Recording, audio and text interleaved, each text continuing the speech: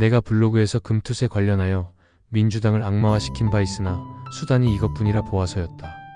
지금은 정치 논리가 아닌 현실을 봐야 하는 시점이다. 이재명의 성향상 상법 개정 반드시 처리한다는 것은 희망의 관점으로 보자. 타협점을 찾기 위해 정부가 제시한 자본시장법으로 전환 가능성도 열었다. 정부는 왜 상법 개정이 아닌 자본시장법에 제안을 했을까? 상장 기업 입장에서는 둘 다 같다. 상법은 민법과의 관계에서 특별법의 지위지만 자본시장법과의 관계에서는 일반법이다.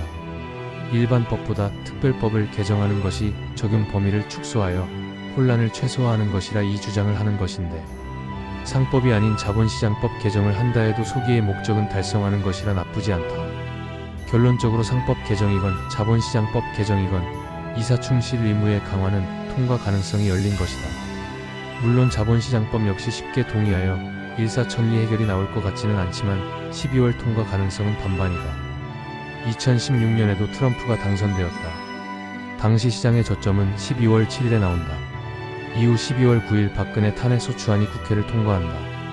당시 식물정부 상태였는데 신정부 구성에 대한 희망이 트리거로 작동한 것이다.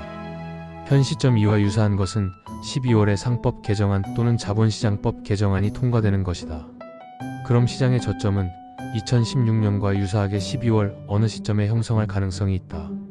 만약 상법 개정이 장기 노이즈로 남는다면 한 번 더 죽이는 구간이 있을 것으로 보나 12월 12일 만기일만 지나도 숏의 힘은 약화될 것이다.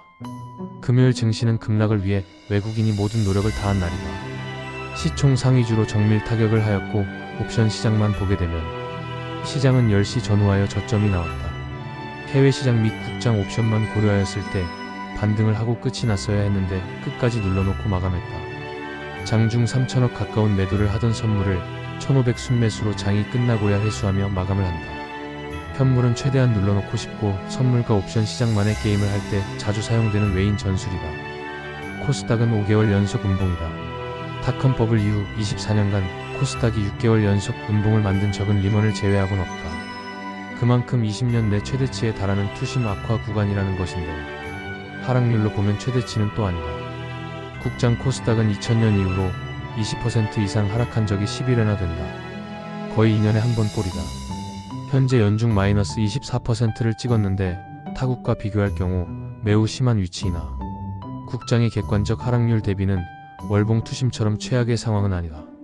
코스닥의 신용 상태다. 매우 긍정적 시그널이 포착되고 있다. 지수 저점이 깨지지 않은 상태에서 신용 저점이 먼저 깨졌다. 보통 투매가 발생해야 이런 일이 생기는데 투매가 없이 신용이 급감하고 있다. 미국 및 코인으로 이동하는 자금 수요가 발생하는 과정이라 신용은 코스닥 기준 6조대가 깨질 가능성이 있지만 돌아설 경우 다시 상승까지 잠재 여력이 커진다는 것도 되어 중장기로 볼 때 긍정적 지표라는 것이다. 코스닥 연중 하락률은 알테오젠이 정하게 될 것으로 본다. 금요일에는 저점 붙이고 끝이 났다. 오늘은 미증시에 힘입어 갭상승 출발을 하겠지만 반등하면 대주주 양도세 물량이 나온다는 핑계가 상단 역시 맞고 있기에 안심할 수 없다.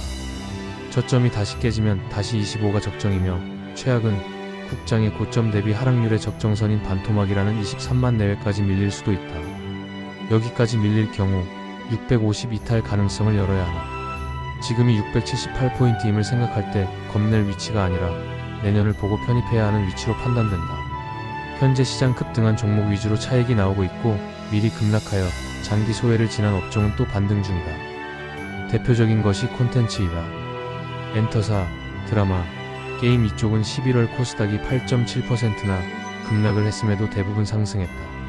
살릴 것은 살려주며 급등한 유형과 기존의 시장을 컨트롤하던 대형주 선물숏을 통해 조절을 하고 있는 것이다. 내년의 반전 가능성은 여전히 크다. 코스피는 IMF 이후 2년 연속 하락한 적이 없다. 물론 삼성전자의 경우 닷컴버블을 제외하면 IMF 이후 연간 30% 이상의 하락을 한 적 역시 없다. 24년을 제외하면 2022년이 최고 기록이었는데 장기 월봉도 이탈을 한 최악의 상황이다. 삼성전자의 상황만 본다면 코스피를 긍정으로 보기는 힘들지만 코스닥 섹터 내 상황과 위치를 고려할 때 코스피 역시 내년은 반등장 가능성을 봐야 한다. 물론 25년 역시 아래를 한 번 더 주고 위가 나오는 진행이 있을 수 있지만 충분히 저렴한 구간이라는 것을 고려할 때 아래보다 위가 큰 시점이다. 코스피는 외국인의 선물 컨트롤이 중요한데 12월 12일이 지나야 새 포지션이 나올 것이다. 코스닥의 경우 알테오젠이 모든 것을 정한다. 바이오의 경우 23년에 뷰였기에 단타 외에는 관심이 없었지만 현자리에서 다시 급락한다면 25년 1, 2월을 보고 홀딩해 볼 생각도 있는 위치이다. 외국인은 24년 상반기까지 역대 최고 순매수를 이어왔다. 그러다 7월부터 갑자기 현선물 매도 포지션으로 전환을 했는데 7월에 발생한 이벤트는 둘이다. 트럼프의 당선 가능성 그리고 금투세와 상법 개정이다. 트럼프 이슈는 우리가 해결할 수 없는 것이고 상법 개정은 여론만 우호적으로 형성되면 가능한 것이다. 난 고려아연 유상증자 이슈가 나왔을 때 실행되기 힘들다 보았다.